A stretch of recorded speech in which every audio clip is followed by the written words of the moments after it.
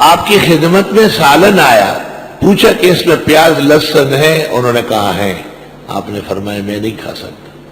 اناجی مع من لا تناجی، میں تو فرشتوں کے ساتھ بات چیت کرتا ہوں۔ سبحان اللہ و بحمدہ سبحان اللہ العظیم۔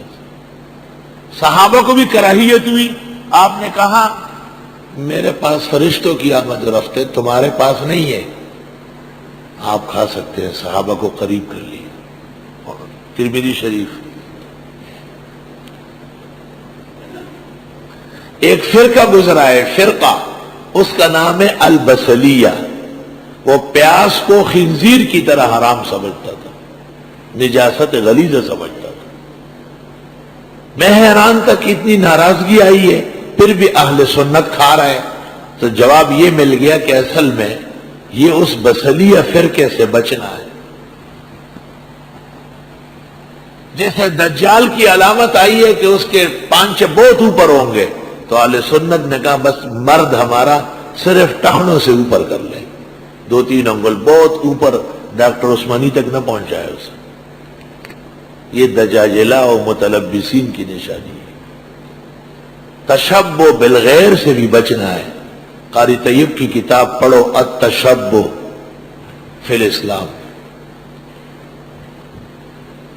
من بقلہا، ترکاریاں، وقثائے حکیریں وفومہا، اور لسن وعدسہا، اور مسور، مسور کو پشتو میں کہتے ہیں نسک، پھوڑے اور پھنسی کے لیے خطرناک ہے، دانہ ڈر ذرہ بس گرم دے، اور پہلے سے جسم پر دانہ ہے اور پھٹا نہیں، اور تیز مسور سرخ مرچ کے ساتھ کھایا، بس کفن منگوا لو، بچنا مشکل ہو جائے۔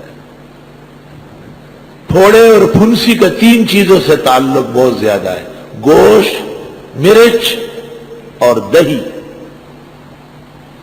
مستون اوم زوا جوڑی گئے، زوا پیپ پیدا کی، جن کے جسم پر پھوڑے پھنسیاں ہیں، وہ بالکل گوشت بند کر دے، گوشت کا خاندان بند کر دے، انڈے کو بھی ہاتھ نہ لگائے، ہر طرح کا مرچ سرخ ہرا کالا بند کر دے، کچھ دنوں تک دہی نہ کھائے، انشاءاللہ تعالی جلدی صحتیاب ہو جائے گا۔